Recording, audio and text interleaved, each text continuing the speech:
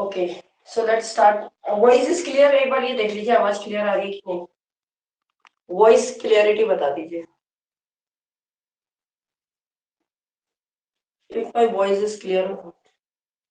Okay fine. Heading डालिए, आज हम करेंगे फिगर ऑफ स्पीच।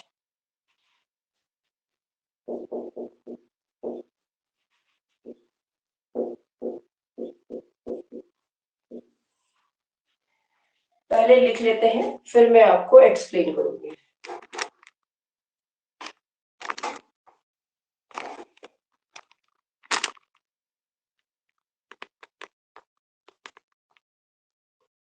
ठीक है, तो लिख लीजिए। फिगर ऑफ स्पीच में फिगर पहले लिख लो, फिर एक्सप्लेन करते हैं। फिगर है, इसका मतलब होता है, ये एक्चुअली वी आर डूइंग अलंकार। ठीक है, तो ये फिगर FIGUR फिगर, ये आया कहां से है? लैटिन। लैटिन वर्ड है जिसका नाम है, ये फिग्यूरा एक लैटिन वर्ड से आया है जिसका नाम होता है फिग्यूरा। FIGURA फिग्यूरा। अब ये फिग्यूरा का मतलब क्या होता है, आप चाहे लिख लो इसको, शेप या कोई एक्सटर्नल फॉर्म, जिसको हम हिंदी में बोलते हैं रूपरेखा, वो चीज है ये। शेप या external form of an object. Figure of speech, हम पहले इसकी डेफिनेशन पढ़ लेते हैं। फिगर, ये फिगर है जिसको हम अलंकार कहते हैं। इसका लैटिन शब्द होता है फिग्यूरा, जिसका मतलब होता है कोई भी किसी चीज की रूपरेखा, किसी भी ऑब्जेक्ट, किसी भी चीज। ठीक है, नेक्स्ट आता है, नेक्स्ट इज योर, इसकी डेफिनेशन अगर लिखनी हो तो लिख लीजिए आप, it is nothing, figure of speech is nothing. अगर हम फिगर ऑफ स्पीच की बात करें तो ये कुछ भी नहीं है, but a remarkable way, but a remarkable way. Remarkable का मतलब क्या होता है? कोई भी चीज जो हम स्पष्ट रूप में कहें, तो रिमार्केबल का मतलब होता है स्पष्ट, जिसको हम बोलते हैं क्लियर। ठीक है, अभी लिख लीजिए, फिर एक्सप्लेन कर देंगे। Figure of speech is nothing but a remarkable way of saying something, of saying something। मतलब फिगर ऑफ स्पीच की अगर हम बात करें तो कुछ भी नहीं है, सिर्फ क्या है, ये एक स्पष्ट तरीका है किसी भी बात को कहने का। जो हम कोई भी बात है उसको क्लियर रूप में कह रहे हैं, that is your figure of speech, उसे हम अलंकार कहते हैं। यह इसकी एक डेफिनेशन और बन के आती है, एक और डेफिनेशन बन के आती है, it is a poetic way of expression, it is a poetic way of expressing। ये कोई भी एक काव्यात्मक रूप से किसी भी चीज को हम क्या कर रहे हो, एक्सप्रेस कर रहे हो, दिखा रहे हो, तो ये क्या कहलाया जाता है, एन आइडिया। मतलब कोई भी हमारे पास आइडिया है, उसको हम पोएटिक रूप से, मतलब काव्यात्मक रूप से किसी चीज को कह रहे हो, तो उसे हम क्या कहते हैं, फिगर ऑफ स्पीच। ठीक है, नेक्स्ट चलते हैं, क्लासिफिकेशन पे चलते हैं हम direct. Shell I rub this? आप लोगों ने लिख लिया तो बता दीजिए।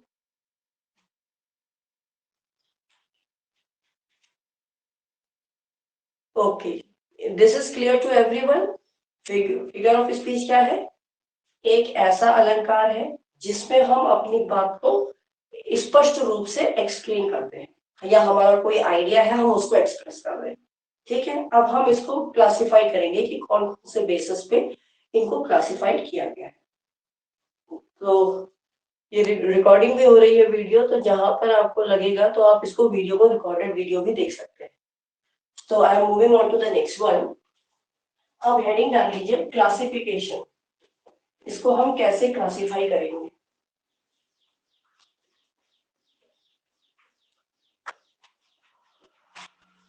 ऊपर लिखिए classification of figure of speech. Classification. अब हम इसको क्लासिफाई कर रहे हैं, तो क्लासिफाई हम देखो कैसे करेंगे इसको। सबसे पहले अगर हम इसको क्लासिफाई कर रहे हैं तो इसको हम क्लासिफाई किसके बेस पे कर रहे हैं? On the basis of similarity. लिख दो फिगर्स बेस्ड। फिगर्स का मतलब है फिगर ऑफ स्पीच। ये किसके बेस्ड पे बता रहे हैं? On similarity, based on similarity. तो सिमिलैरिटी के बेस पे अगर हम बात करें तो कौन कौन से फिगर ऑफ स्पीच आते हैं? रुकिए, कोई मैसेज कर रहा है।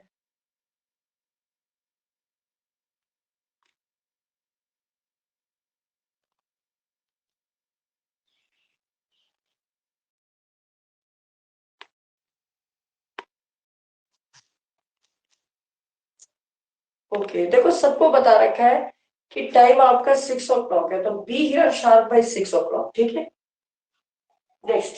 तो बेस्ड ऑन सिमिलैरिटी, तो सिमिलैरिटी के बेस पे अगर हम बात करें तो कौन कौन से, इसको लिख लीजिए समानता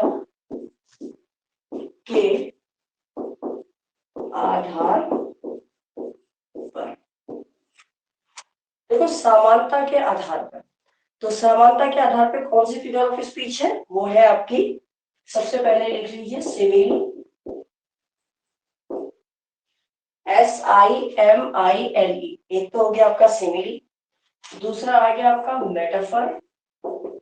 इनको हम डिटेल में लिखेंगे और इनके एग्जांपल्स भी करेंगे। तो पहले तो आप लिख लीजिए कौन कौन से इसके अंदर आते हैं। फिर आता है आपका एलोग्री, ALLEGORY, एलोग्री। फिर आता है आपका फोर्थ फेबल, FABLE, फेबल। फिर आता है आपका पैराबल, PARABL, पैराबल। तो आपको ये देखना है कि इसके बेस पे कौन कौन से हैं। अगर सिमिलैरिटी के बेस पे आ गया, समानता के आधार पे आ गया, तो कौन कौन से फिगर ऑफ स्पीच है? सिमिली है, मेटाफर है, एलेगरी है, फेबल है और पैराबल और पैरेबल है। ये सब के सब किस में आती हैं? सिमिलैरिटी के बेस पे, समानता के आधार पर। ठीक है, तो समानता के आधार पे आप इसको करेंगे वर्गीकरण। इसके बाद नेक्स्ट चले, मूव करें। लिख लिया आप लोगों ने? Shall I rub this? अब हम करेंगे बेस्ड ऑन, अब बेस्ड ऑन उस पर आ जाइए, association. Based on figures based on association.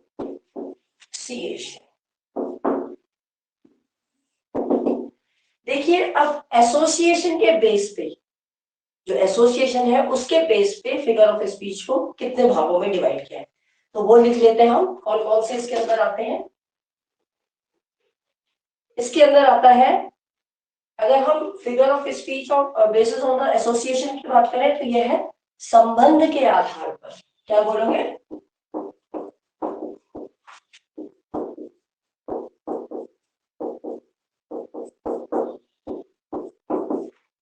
संबंध, कनेक्शन, इसीलिए हमने इसको एसोसिएशन बोला। तो संबंध के आधार पर ये कितने प्रकार के हैं, इनको लिख लेते हैं। सबसे पहला आता आपका मिटोनमी। मिटोनमी, METONYMY, मिटोनमी। दूसरा आता है सिनेक्डॉक, सॉरी, सिनेक्डॉक है, SYNECDOCHE, सिनेक्डॉक हो गया। तीसरा आता है हाइपरलेज,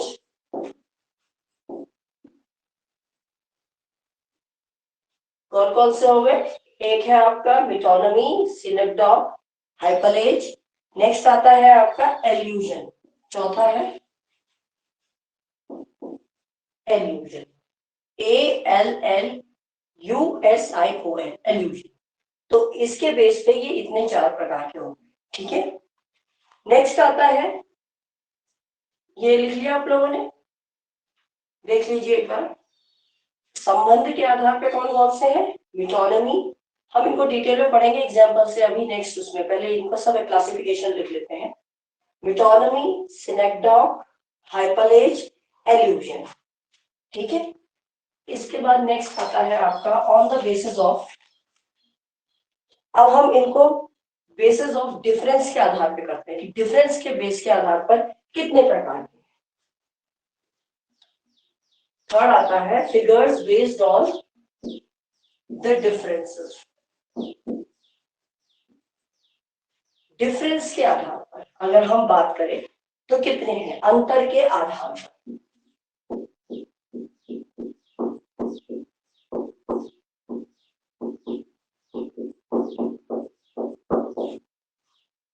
सबसे पहले हमने पढ़ा समानता के आधार पर, सिमिलैरिटी के बेस पे। दूसरा हमने पढ़ा संबंध के आधार पर, जब हमने एसोसिएशन वाला पढ़ा। अब हम तीसरा पढ़ रहे हैं डिफरेंस के बेस पे, मतलब अंतर, उनमें अंतर क्या है, अंतर के रूप में। तो उस सिचुएशन में भी अलग अलग टाइप के फिगर ऑफ स्पीच है, वो लिख लेते हैं कौन कौन से हैं, लिख लीजिए। एंटीथेसिस,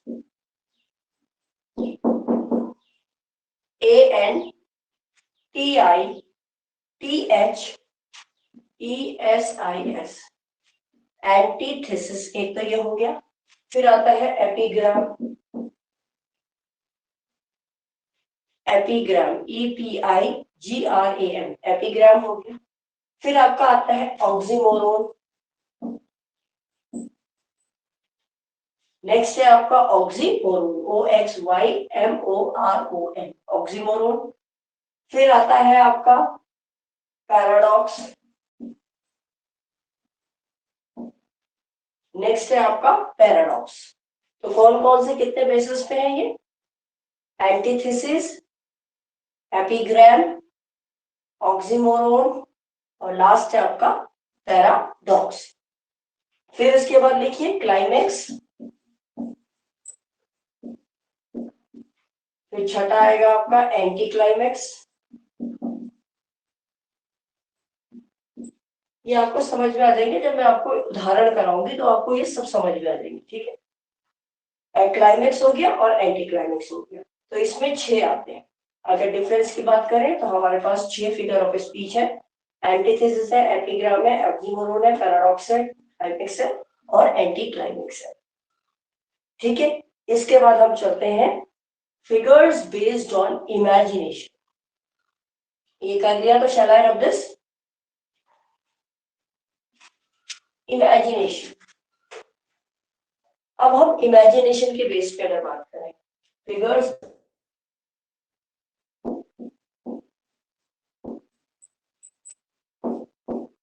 इमेजिनेशन, जिसे हम बोलते हैं कल्पना के आधार पर, कल्पना के आधार पर मतलब हम इमेजिन कर रहे हैं, उसके बेस पे कौन कौन से फिगर ऑफ स्पीच आते हैं उसको देख लेते हैं, ठीक है। तो वो कौन कौन से हैं उसे लिखते हैं।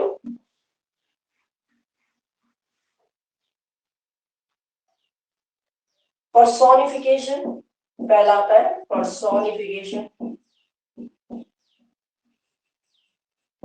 जिसे हम मानवीकरण बोलते हैं, पर्सोनिफिकेशन।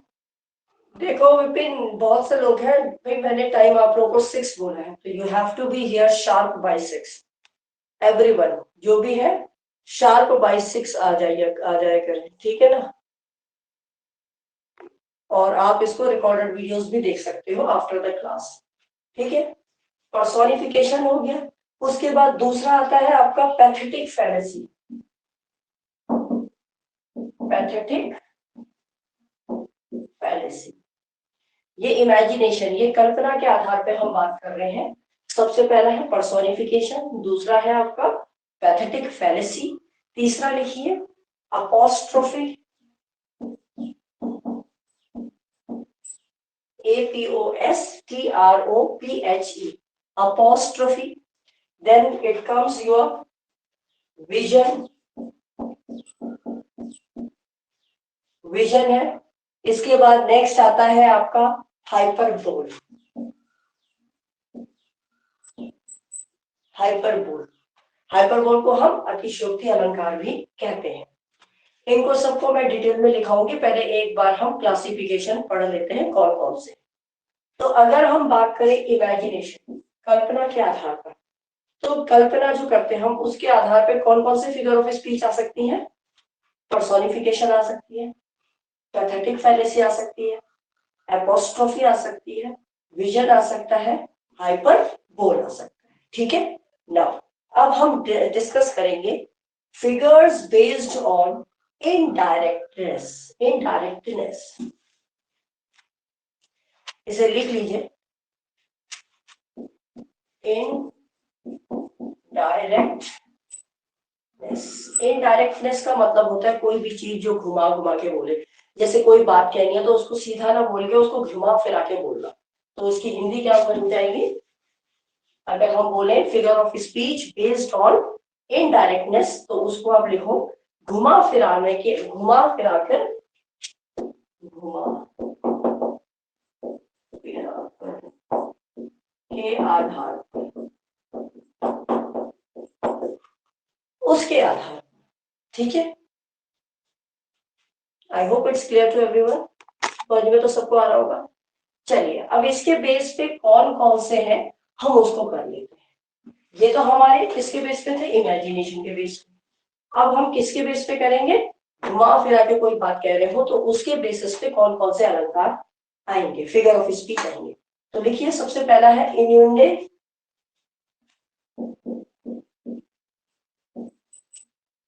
इन्यूंडो, INNUENDO, यूनेंडो हो गया, आयरनी हो गया, आयरनी आ गया। उसके बाद आपका आता है sarcasm,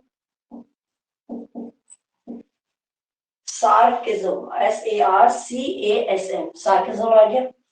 then comes your पेरिफ्रेसिस,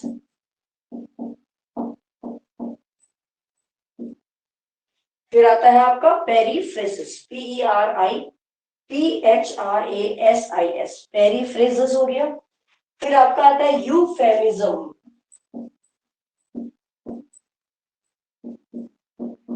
euphemism, EUPHEMISM,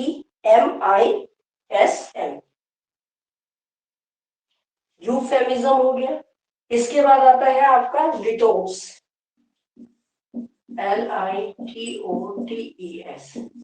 लिटोस, LITOTES, लिटोस। तो कौन कौन से, अगर हम बात करें कोई भी अगर फिगर ऑफ स्पीच ऐसी है जो घुमा फिरा के बोल रही हो, तो उसके अंदर कौन कौन सी फिगर ऑफ स्पीच आएंगी? यूनेंडो आ जाएगी, आयरनी आ जाएगी, सार्केज्म आ जाएगा, पेरिफ्रेसिस आ जाएगा, यूफेमिज्म आ जाएगा, and the last will be your litotes, litotes आ जाएंगे। ठीक है, इन सबको हम डिस्कस करेंगे, पहले आप लिख लीजिए। If you have written I shall move on to further. अब हम कहते हैं figure of speech based on sound, मतलब ध्वनि के आधार, बेस्ड ऑन साउंड, ध्वनि के आधार पर कौन कौन से फिगर ऑफ स्पीच है उसको करते हैं।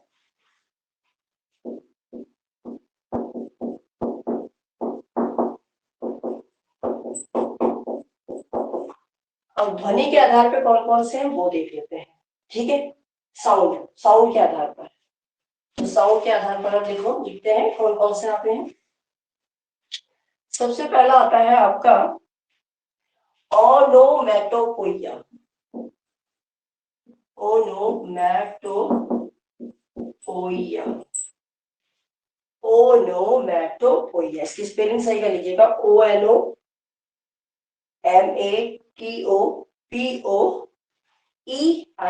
ठीक है, यह है ओनोमेटोपोइया। एक तो ये होता है, दूसरा है एलिटरेशन। एलिटरेशन, दूसरा है एलिटरेशन, जिसको हम हिंदी में अनुप्रास अलंकार भी कहते हैं। अनुप्रास अलंकार, ठीक है। नेक्स्ट आता है आपका पैरोनोमेशिया। पैरोनोमेशिया, नेक्स्ट आता है आपका पैरोनोमेशिया, PARONOMASIA। फिर आता है पन, PUN, पन। पन को हम कहते हैं श्लेष अलंकार, इसे हिंदी में हम क्या बोलते हैं, श्लेष अलंकार कहते हैं। ठीक है, क्या तक समझ में आया? इसके बाद हम चलेंगे फिगर्स बेस्ड ऑन कंस्ट्रक्शन। मतलब फिगर्स का मतलब है figure of speech based on construction.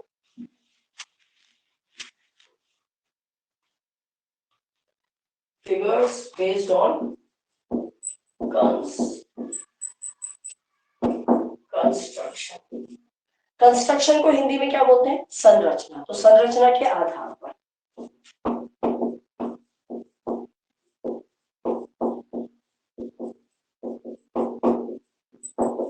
अब संरचना के आधार पर कौन कौन से फिगर ऑफ स्पीच है उसको लिख लेते हैं। पहले यहां तक जिसको लिखाया है, जितना लिखाया है वो आपको समझ में आ गया, एक बार टेक्स्ट करके बता दीजिए अगर यहां तक आपको समझ में आ गया तो। कोई भी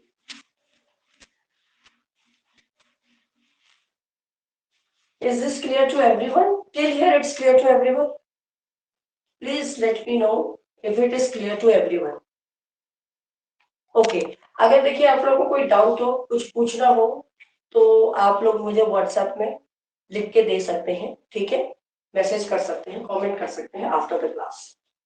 okay fine, I think it's clear to everyone. Okay fine, ठीक है। चलिए नेक्स्ट लिखते हैं हम फिगर्स बेस्ड ऑन कंस्ट्रक्शन, मतलब संरचना के आधार पे कौन कौन से फिगर ऑफ स्पीच है। तो पहला आता है आपका जियोग्मा। जियोग्मा, दूसरा आता है आपका चेसमस, CHIASMUS। फिर आता है इंटरगेशन, इंटरगेशन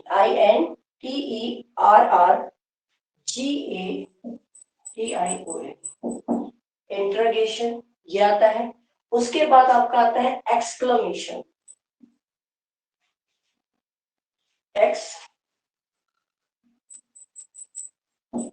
एक्सक्लेमेशन आता है। उसके बाद आपका आता है एसिंडिटॉन, पांचवा है आपका एसिंडिटॉन।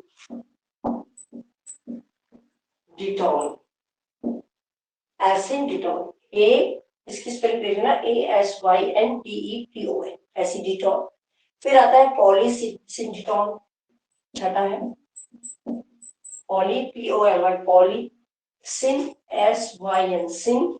फिर आ गया डिटॉन, DETON, डिटॉन, पॉलीसिंडिटॉन आ गया। फिर है आपका हाइपरबेशन, सेवेंथ है आपका हाइपरबेशन, हाइपरबेशन, HYPER, हाइपरबेशन, BATION, बेशन। और लास्ट आपका आता है 8, दैट इज योर अपोसियोप्सिस। 8 है अपोसियोप्सिस के स्पेलिंग सही लिख लीजिएगा, APO, अपोसियोप्सिस,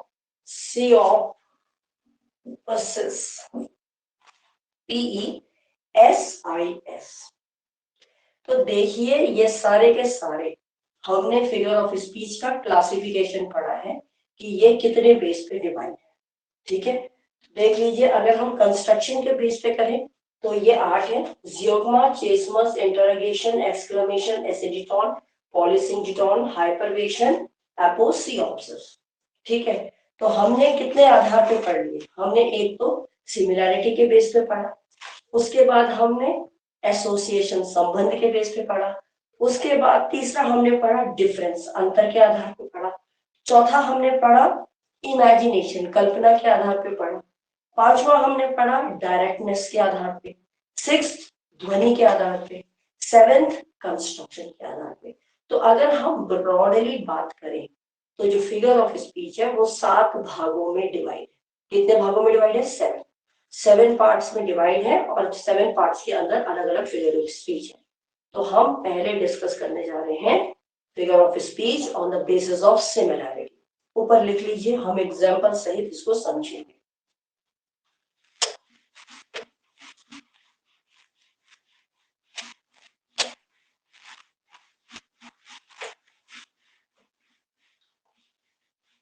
सबसे पहला जो हम कर रहे हैं that is first part, figures based on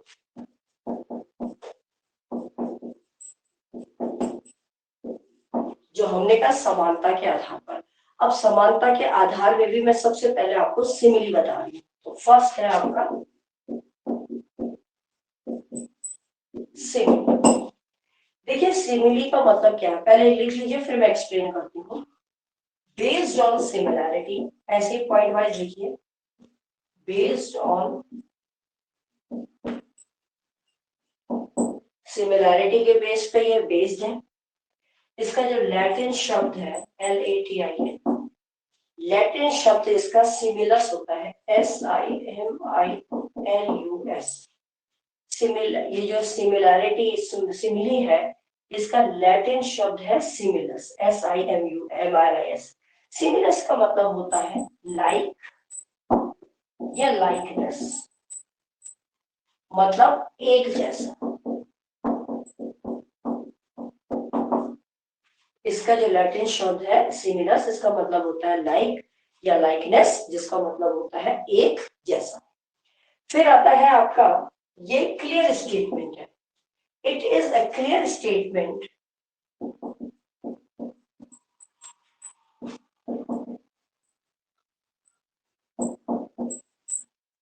clear statement किसका है? लाइकनेस का। तो मतलब कि एक जैसा कोई चीज है तो उसकी स्पष्टता है कि ये भाई सही में ये एक जैसा है, स्पष्ट रूप से क्लियर है। सिमिली की अगर बात करें और भी ज्यादा आप एग्जाम्पल से समझ पाओगे। It is a comparison between two different, ये पॉइंट इंपॉर्टेंट है, किस बेस पे हम इसको देखेंगे कि ये एक सिमिली है। तो ये है it is a comparison between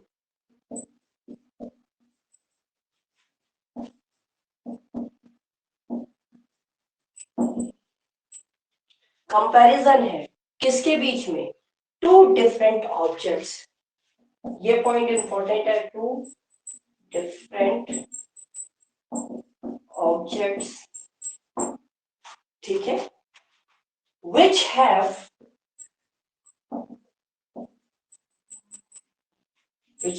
at least, दो डिफरेंट ऑब्जेक्ट है जिसमें at least one point is common.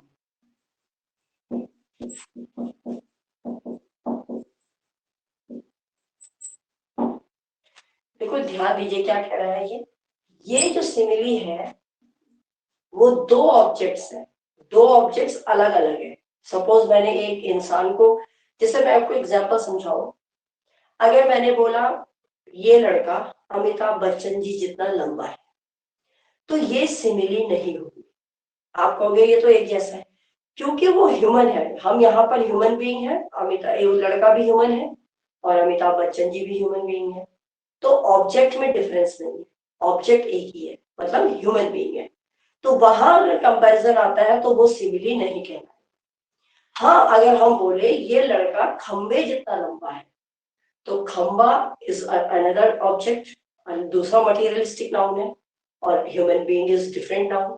तो दोनों अलग है, डिफरेंट ऑब्जेक्ट है, सिमिलैरिटी दोनों में लंबाई की है। तो तब हम कह सकते हैं कि ये क्या है? सिमिली। समझ में आ गया? वो यही बोल रहा है कि ये कंपैरिजन है दो डिफरेंट ऑब्जेक्ट्स का जिसमें कम से कम एक चीज तो कॉमन हो, तब हम कहेंगे वहां सिमिली। जैसे इसमें अब आप कैसे पता लगाएंगे कि ये सिमिली है? कुछ इसके की वर्ड्स हैं, तो वो की वर्ड्स आप याद रखते हैं। जैसे देखिए सो, अगर सो आपको सेंटेंस में दिख रहा है तो समझ जाइए ये सिमिली है। या फिर लाइक, LIKE, लाइक, अगर आपको लाइक दिख रहा है तो समझ जाइए ये क्या है, सिमिली है। या आ रहा है एज, तो भी समझ जाइए ये क्या है, सिमिली है। These are used. कीवर्ड्स कौन कौन से याद रखने हैं? अगर सेंटेंस में सो आ रहा है, लाइक आ रहा है, एज आ रहा है, तो दिस इज योर सिमिली, ये आपकी सिमिली है, ठीक है। और सिमिली क्या है, सिमिलैरिटी के बेस पे ये फर्स्ट फिगर ऑफ स्पीच को हमने डिस्कस किया। अब हम इसके उदाहरण करेंगे, एग्जांपल्स करेंगे, तो आपको ज्यादा समझ में आएगा। आपने ये लिख लिया तो मुझे बता दीजिए, सो that I can move forward. हम एग्जांपल्स कर लेंगे, ठीक है ना। वैसे रिकॉर्डेड वीडियोस भी हैं, जब रिकॉर्डिंग हो रही है तो आप देख भी सकते हो, बाद में बैठ के लिख सकते हो, ठीक है। नहीं तो क्लास छूट जाएगी, हमें थोड़ा स्पीड से भी पढ़ाई करनी पड़ेगी। ओके, ठीक है। चलिए अब हम इसके एग्जांपल्स करते हैं, सिमिली के एग्जांपल्स। तो इसका एग्जांपल देखते हैं। सबसे पहले एग्जांपल लिखिए, I wandered lonely. I wandered,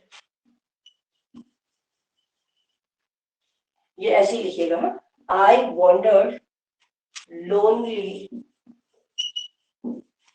as a cloud. ये विलियम वर्ड्सवर्थ जी की कोटेशन है।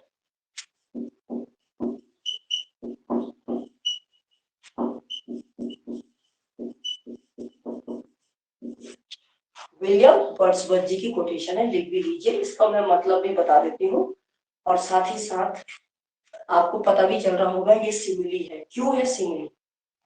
पहले तो इसका मतलब क्या है, I wandered lonely like as a cloud, मतलब मैं ऐसा अकेला घूम रहा था मानो कि मैं क्या हूँ, बादल हूँ। लोनली मतलब अकेला, वॉन्डर्ड मतलब घूमना।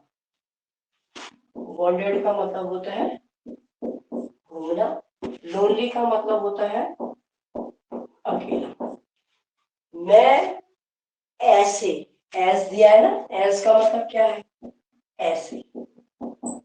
अब यहाँ पर हमें एज दिख रहा है। हमने जब सिमिली पढ़ी तो हमने यही पढ़ा कि की फैक्टर्स, की वर्ड्स आने चाहिए, या तो एज आना चाहिए, या सो आना चाहिए, या लाइक आना चाहिए। तो हमें इस सेंटेंस में एज दिखाई दे रहा है, तो ऑटोमेटिकली ये क्या है, सिमिली।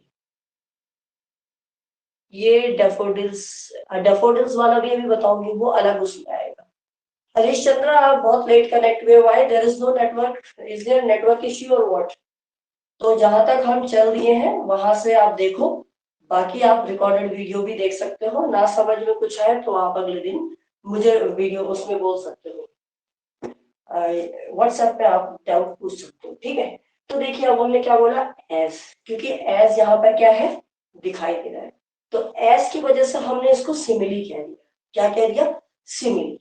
लेकिन एक चीज तो ये क्लियर हो गई, और कहीं ना कहीं यहाँ तुलना भी करी हुई है, कंपैरिजन है। और कॉमन क्या चीज बताई उसने, कि मैं ऐसे घूम रहा हूँ मानो कि मैं बादल हूं।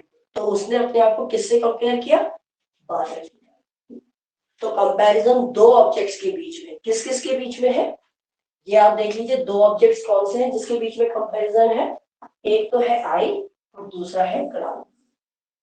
दो डिफरेंट ऑब्जेक्ट्स हैं, यस। ये है ह्यूमन बीइंग, क्लाउड तो क्लाउड है, बादल है। तो बादल और आदमी में फर्क है ना, दो डिफरेंट ऑब्जेक्ट्स है। साथ ही साथ इनमें एक चीज कॉमन है, कॉमन क्या है, लोनली घूमना। और एक चीज और निकल के आती है कि इसमें एज आ रहा है, तो ये फिगर ऑफ स्पीच कौन सी हो गई, सिमिली हो गई। I think this is clear to everyone.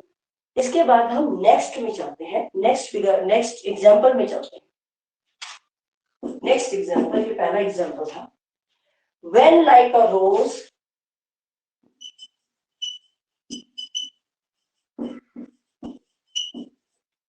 when like a rose I bounded over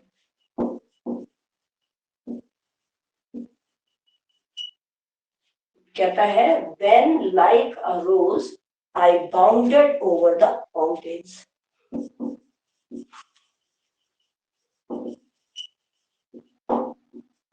ठीक है, I bounded over the mountains.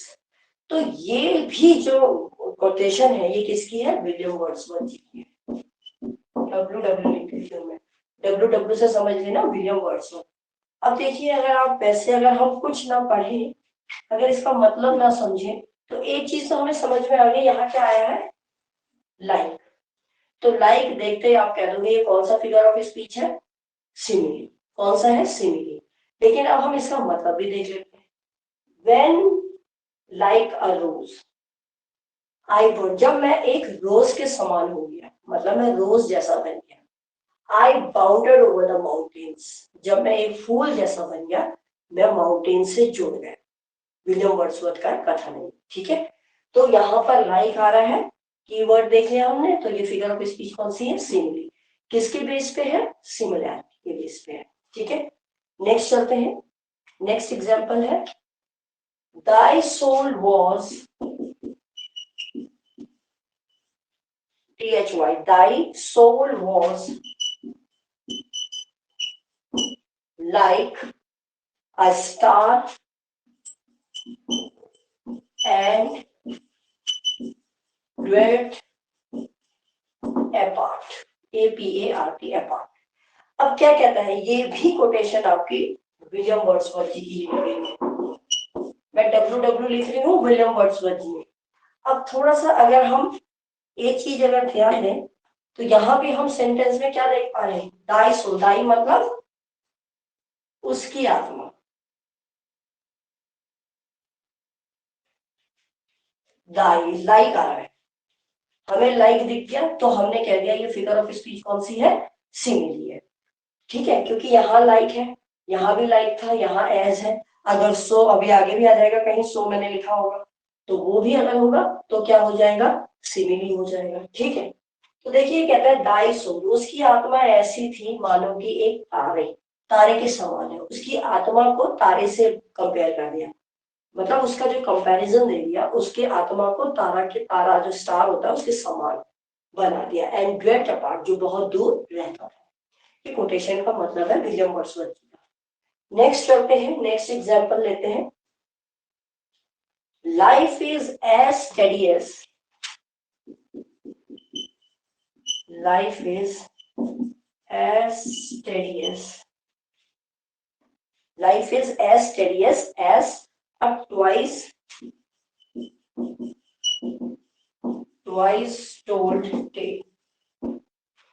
देखिए life is as tedious as a twice told tale, ठीक है। अब इसका पहले तो आप ये लिख लीजिए कि ये विलियम शेक्सपियर जी की किंग जॉन से ली है। लिख लीजिए विलियम शेक्सपियर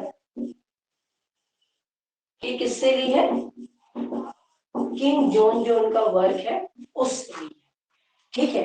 अब उससे तो ली है, लेकिन हम अगर इसको पढ़ें तो हम समझ सकते हैं कि इसका क्या क्या बता रहा है ये। मतलब देखिए, तो मतलब अगर हम देखें तो ये देखिए लाइफ इज एज, हमें एज दिखाई दे रहा है ना, तो एज है तो सिमिली है। मुझे लगता है सिमिली भूलोगे नहीं, ठीक है। Life is as tedious as a twice told tale, मतलब जीवन उतना ही थकाऊ है। टेडियस का मतलब क्या होता है? थकाऊ, थकाऊ, जिसे हम हिंदी में, इंग्लिश में बोल देते हैं अरे इट्स बोरिंग, हम बोर हो गए, तो थकाऊ कहते हैं। तो लाइफ बहुत थकाऊ है। किसके समान थकाऊ है? जैसे कि हम कोई स्टोरी दोबारा सुनते हैं, जैसे एक बार हमने एक कहानी सुन ली, उसके बाद दोबारा उसी कहानी को सुनेंगे तो थोड़ा बोरियत सी आएगी ना, तो इसीलिए उसने कहानी दोबारा बोलने, दोबारा कहानी बोली जाती है, उसमें जो बोरियत आती है, जिंदगी उसी प्रकार से थकाऊ है। तो जिंदगी को दो बार की कहानी को बोलने से कंपेयर किया गया, सिमिलर दिखाया गया है। तो इसीलिए ये क्या है? फिगर ऑफ स्पीच सिमिली है, क्योंकि इसमें एज भी आ रहा है। विलियम शेक्सपियर जी की किंग जॉन से ली। नेक्स्ट लिखते हैं, एक और लिखते हैं, एक दो और एग्जांपल है। एग्जांपल जितने करोगे उतना क्लियर होगा। आप बताइए, शैल आई rub this? I hope I shell rub this है, मिटा देते हैं। ये लिख दिया ना सबने। नेक्स्ट एग्जाम्पल करते हैं।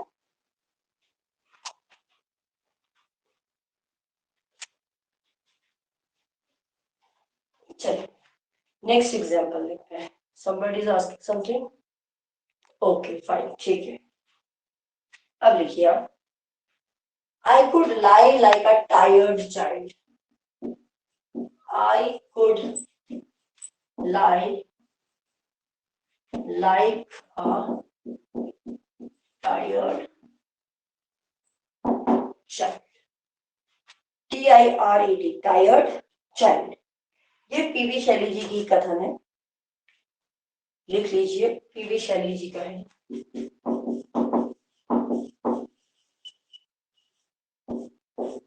अब हम इसमें क्या बोल रहे हैं, देखो सबसे पहले हम अगर वैसे ना पढ़े, हम रैंडमली एक बार सेंटेंस को पढ़ लेते हैं, तो हमको लाइक दिखाई दे रहा है। लाइक है तो ये सिमिली है, क्यों है थोड़ा सा एक बार देख लेते हैं। आई कुड लाई, मैं इतना ही झूठा बोल सकता हूँ जितना कि एक थका हुआ बच्चा बोल सकता है। जितना कि एक जैसे एक थका हुआ बच्चा है ना, झूठ बोलता है, मैं ये हो गया, मैं ये नहीं करूंगा, तो मतलब मैं उतना ही ज्यादा बोल सकता हूँ, झूठ बोल सकता हूँ। तो झूठ को छोटे बच्चे के थकने से क्या कर दिया है, कंपेयर कर दिया और सिमिलर बता दिया है, दोनों में सिमिलैरिटी दे दी। ये क्लियर हुआ। इसके बाद लिखते हैं नेक्स्ट एग्जांपल लिखते हैं, लिखिए। Then felt I like some, then THEN, then felt, FELT, felt I like some, then felt I like some. Ma'am human को ह्यूमन से कंपेयर किया गया है।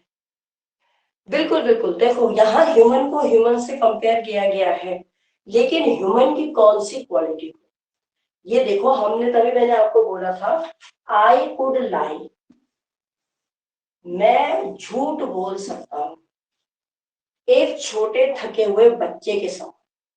तो बच्चा जो थका हुआ है, इसके बीच में कंपैरिजन हुआ है। बोल मैं रहा हूं, लेकिन मैं बोल कैसा रहा हूं, झूठ बोल रहा हूं। झूठ और थका हुआ दोनों चीज अलग, ठीक है ना। तो इसलिए उसके बीच में हमने सिमिली को डाल दिया, ठीक है। नेक्स्ट है, then felt I like some watcher of the sky.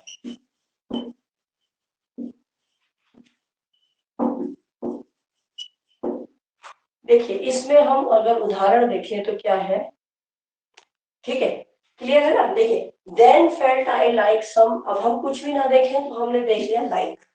अब अगर हम इसकी कोटेशन को समझे, ये जॉन कीट्स की है, लिख लीजिए, ये आपके कोर्स में भी है जॉन कीट्स, ठीक है। सिलेबस मैंने कल डाल दिया था, फिर इसमें भी डाल देंगे बाद में। देन फेल्ट, तब मुझे ऐसा लगा, I like some watcher of the sky, कि मैं ऐसा मानो कि मैं जो स्काई है आसमान है उसका क्या हूं, रखवाला हूं। तो आसमान का रखवाला, अपने आप को वो आसमान का रखवाला मानने लग गया, ठीक है। ये जॉन कीट्स की कथन है और लाइक इसमें आ रहा है, that is why it is similar, ठीक है। एक लास्ट कोटेशन और लास्ट इसकी कोटेशन है इसी की सिमिली की, वो भी देख लेते हैं। Like a child from the वूम, like a child from, like a child from the womb, ठीक है। ये पीवी शैली जी का कथन है, इसको लिख लो पहले।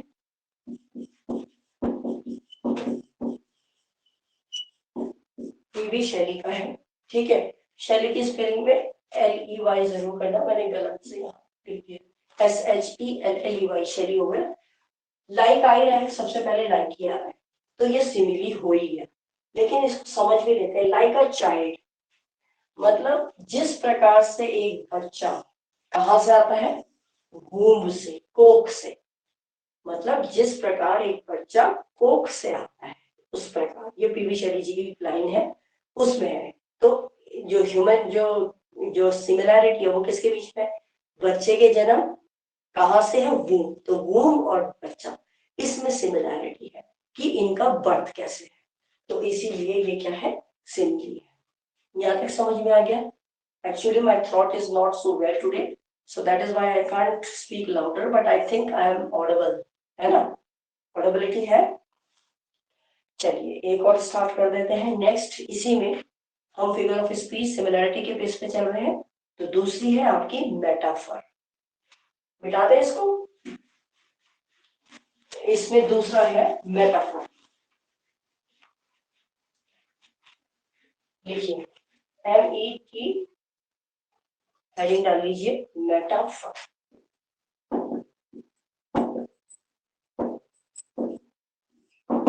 मेटाफर है। अब मेटाफर में क्या लिखना है? It is based on comparison, based on comparison, तुलना के आधार पर। ठीक है, किसके बेस पे है? तुलना, कंपैरिजन मतलब तुलना। ठीक, दूसरा इसका जो ये मतलब निकल के आता है, ये ग्रीक शब्द है मेटा। मेटा, मेटा का मतलब होता है चेंज, CHANG। मेटा, मेटा का मतलब होता है चेंज। और दूसरा है फेरो, ये मेटाफेर को फेरो बोलते हैं, PHERO, फेरो। फेरो का मतलब यहाँ पर है आई बियर, आई बियर चेंज। अब इसका हम मीनिंग निकालें तो it means transfer, it means a transfer of, transfer है, स्थानांतरण है, किसका? Of significance.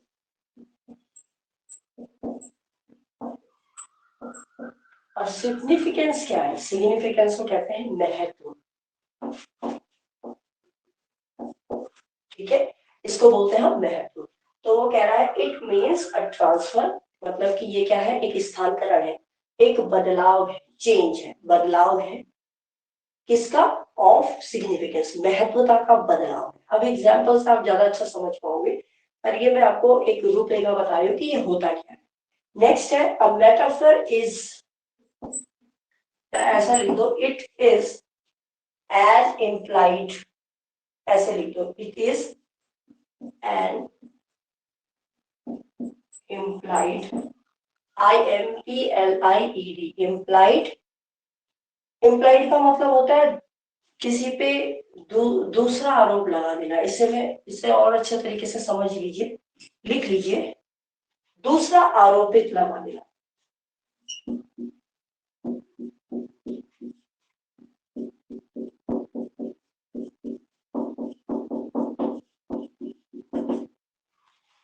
एक चीज को समझना, मतलब इस पे दूसरा आरोप लगा दिया, जो है वो एक्चुअल नहीं, उसको चेंज कर दिया, तभी इसने कहा ना ट्रांसफर, बदलाव।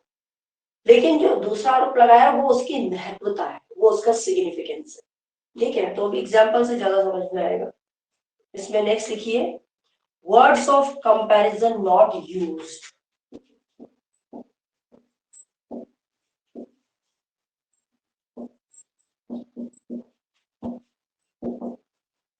बिल्कुल सही बात है। इसमें जैसे हम सिमिली में शब्दों, जो कंपेयर करने वाले शब्द थे, जैसे एज है, सो है, लाइक है, उनका प्रयोग कर रहे थे। लेकिन मेटाफर में हम ऐसे शब्दों के जो कि कंपेयर करने वाले हो, उनका प्रयोग नहीं करेंगे। ठीक है, अब इसको एग्जाम्पल से समझते हैं कैसे। अगर आपने लिख लिया तो शैल आई रब दिस, जल्दी से बता दीजिए, इसको रब करना है। I think someone is saying okay, ठीक है।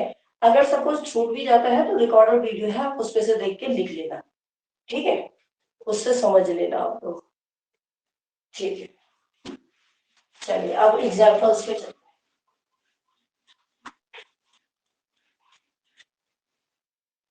हैं। एग्जाम्पल्स लिखिए,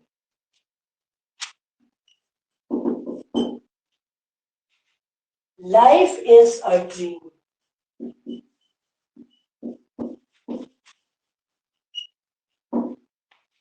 लाइफ इज अ ड्रीम, ये मेटाफर है। ठीक है, मतलब कि जीवन एक सपना है, लाइफ इज अ ड्रीम। इसमें हमने कहीं कंपैरिजन नहीं लगाया, लेकिन हमने कंपेयर तो किया, जीवन को किससे किया, सपने से किया। लाइफ को हमने किससे कंपेयर किया, सपने से, ड्रीम से। लेकिन हमने कोई भी कंपैरिजन वर्ड यहाँ यूज नहीं किया। अगर यही बात हमें कहनी हो सिमिली में तो हम कैसे कहेंगे, देखो इस तरीके से कहेंगे, life is like a dream.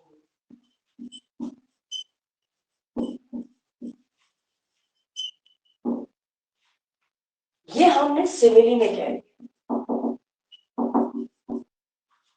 फर्क दोनों में कुछ नहीं है, दोनों का मतलब सेम है, लेकिन फिगर ऑफ स्पीच बदल गई है। ये भी ये कह रहा है कि जीवन एक सपने के समान है, लेकिन यहाँ पर क्योंकि हमने कंपैरिजन करने वाले शब्द लिखा लाइक, तो इसीलिए ये सिमिली हो गई। लेकिन ऊपर हमने सिर्फ बोला लाइफ इज ड्रीम, जीवन एक सपना है, सपने जैसा है, तो वो एक मेटाफर है, क्योंकि वहां पर हमने कोई कंपैरिजन वाले शब्द नहीं। आई होप ये क्लियर हो रहा होगा आपको। ठीक है, चलिए नेक्स्ट चलते हैं। अब कहीं ना कहीं सिग्निफिकेंस भी है, इसकी महत्वता भी बताई जा रही है। ठीक है, देखिए नेक्स्ट लिखिए, camel is the ship of desert.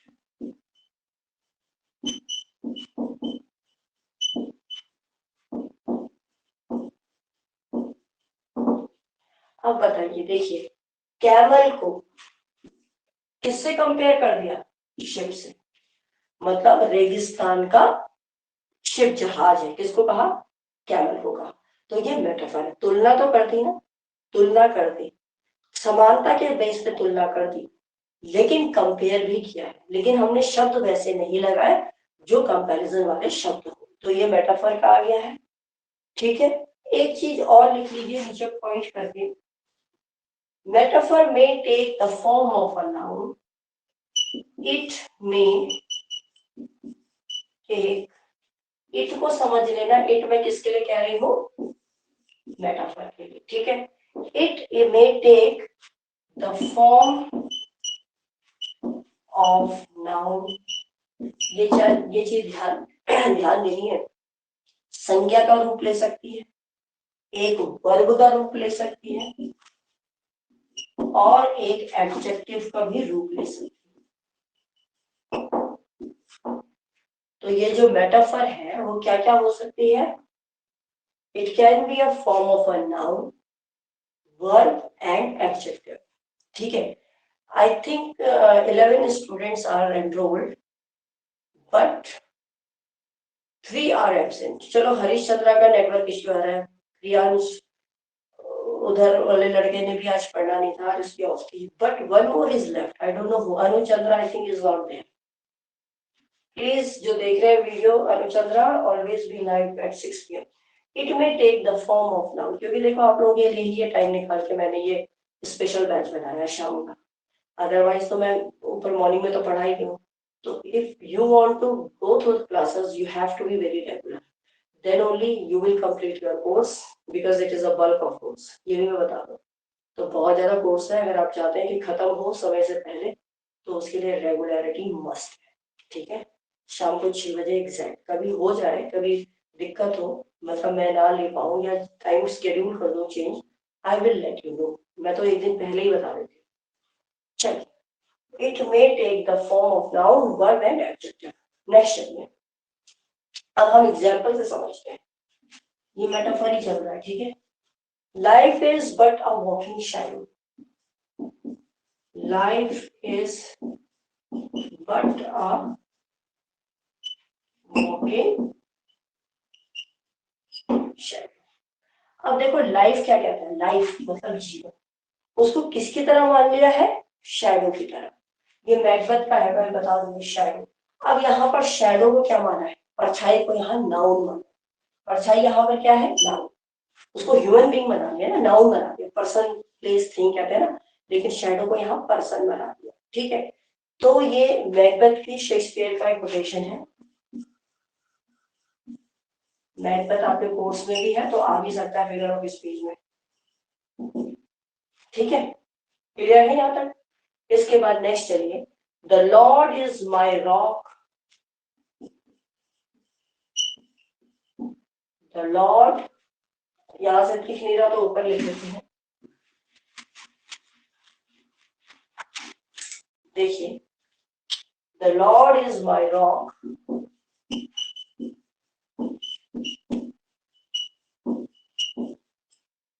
जो भगवान है वो मेरा क्या है, चट्टान है, and my fortress,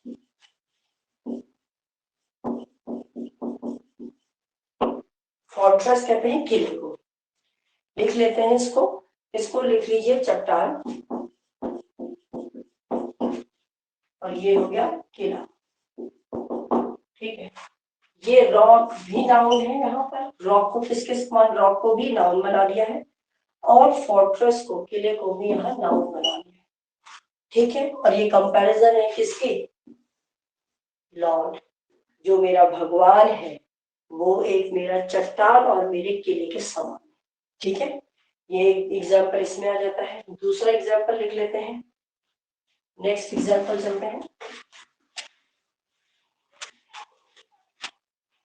next example है, he is now in the sunset of his days,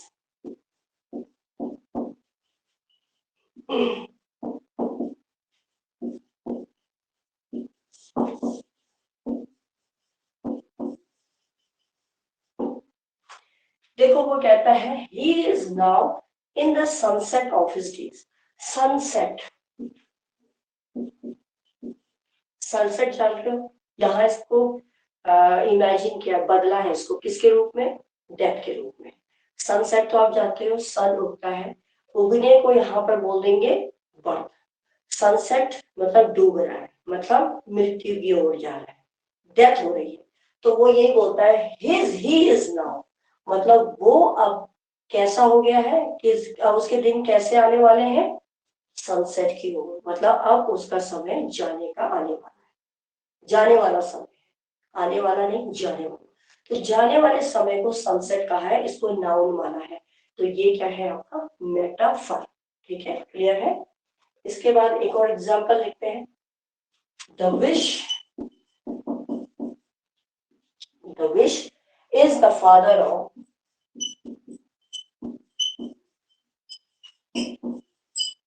wish तो सभी लोग जानते हैं इच्छा, जो इच्छा है हमारी वो क्या है, हमारी थॉट है, फादर ऑफ द थॉट।